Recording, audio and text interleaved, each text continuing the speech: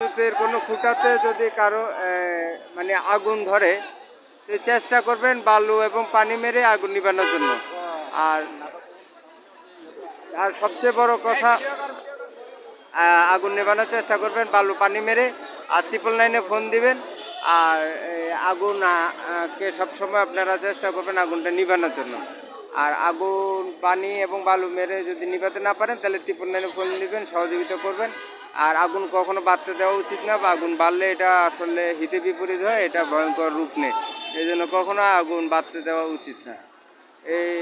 এইটা সবসময় খেয়াল রাখবেন। সবাইকে ধন্যবাদ। দেশপ্রেমে বাংলাদেশ আমাদের চ্যানেলের সাথে থাকবেন।